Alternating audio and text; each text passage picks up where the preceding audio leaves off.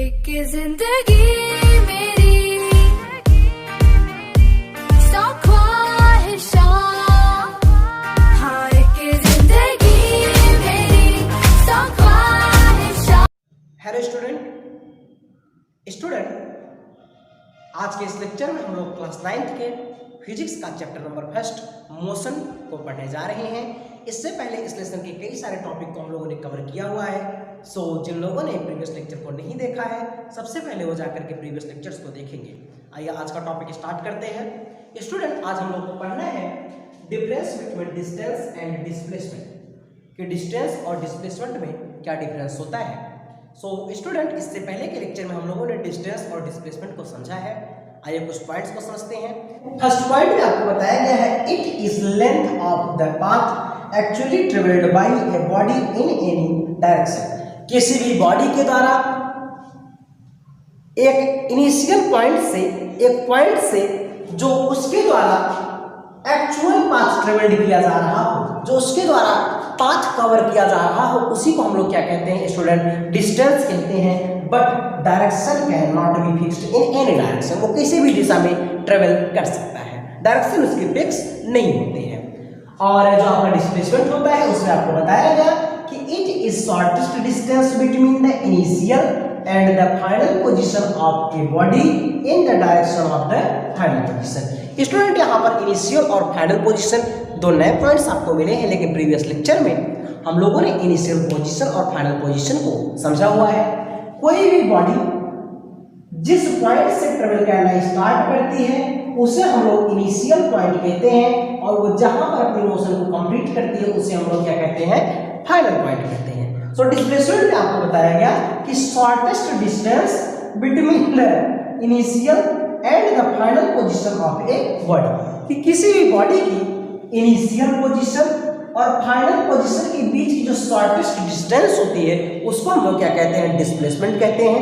लेकिन यहाँ पर एक कंडीशन आपको बताई गई कि direction of the final position, जो उस ऑब्जेक्ट के ट्रेवल करने की डायरेक्शन होगी वो आपकी क्या होगी? फाइनल पोजीशन की तरफ होगी। आपने देखा कि डिस्टेंस में जो है कि डायरेक्शन फिक्स नहीं था, यहाँ पे आपको बताया गया कि इन एनी डायरेक्शन, लेकिन डिस्प्लेसमेंट जो है आपका उसमें आपका क्या डायरेक्शन फिक्स है, और आपको बताया गया कि फाइनल पोजीशन के डायरेक्शन में वो ट्रेवल करना चाहिए। क्लियर है? आइए सेकंड पॉइंट देखते हैं। सेकंड पॉइंट में आपको बताया गया it is a scalar quantity. We know that what is scalar quantity and what is vector quantity, because in previous lecture we can discuss about scalar quantity and vector quantity. हम लोग जानते हैं कि ऐसी फिजिकल क्वांटिटीज जिनके पास केवल magnitude given होता है, डायरेक्शन नहीं गिवन होती, उन्हें हम लोग क्या कहते हैं? स्केलर क्वांटिटी कहते हैं। आपको बताया गया कि जो आपका डिस्टेंस है वो आपका स्केलर क्वांटिटी है, क्योंकि हम लोग जानते हैं डिस्टेंस में डायरेक्शन गिवन नहीं होता, केवल मैग्नीट्यूड ही गिवन होता है। और जो आपका डिस्प्लेसमेंट है इसमें आपको बताया गया it is a vector quantity. In displacement direction and magnitude both are given. Clear student? हम लोग जानते हैं कि जो वेलोसिटी डिस्प्लेसमेंट होता है, डिस्प्लेसमेंट में आपका जो है कि मैग्नीट्यूड भी गिवन होता है और डायरेक्शन भी गिवन होता है, तो इसलिए इसको हम लोग क्या कहते हैं स्टूडेंट? वेक्टर क्वांटिटी कहते हैं। क्लियर है? आइए थर्ड पॉइंट देखते हैं।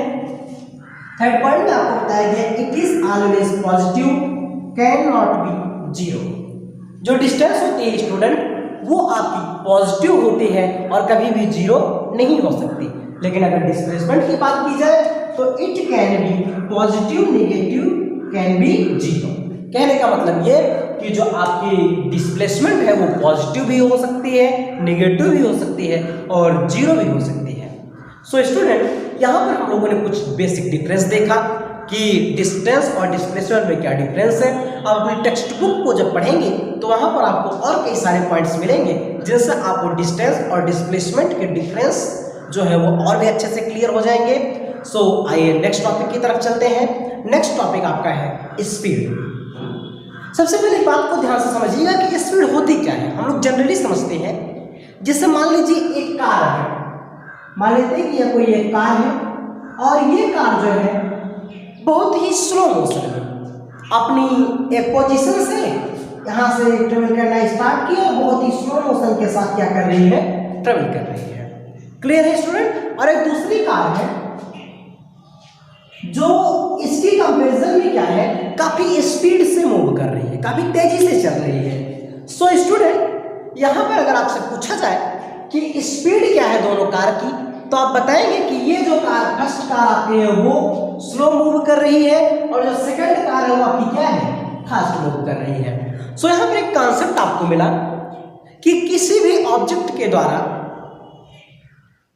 चेंज इट्स पोजीशन, अपनी पोजीशन को चेंज करने की जो टाइम रेशियो होता है, कहने का मतलब कि कोई भी बॉडी अपनी पोजीशन को कितनी तेजी से चेंज करता है, कोई भी बॉडी एक प्लेस से दूसरे प्लेस पे कितनी तेजी के साथ कवर करता है, वही आपका क्या कहा जाता है, स्पीड कहा जाता है।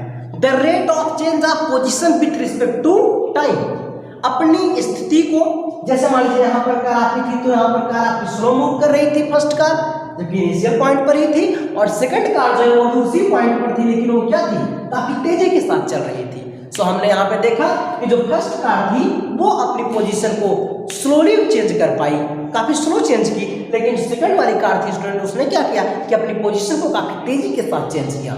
सो कोई भी बॉडी अपनी पोजीशन को किस तरीके से कितने फास्ट या स्लो चेंज करती है, उसी को हम लोग क्या कहते हैं स्टूडेंट, स्पीड कहते हैं। सो आइए डिफिनेशन को समझते हैं कि स्पीड की डिफिनेशन क्या होती है। आपको बताया गया the distance covered per unit time is called speed.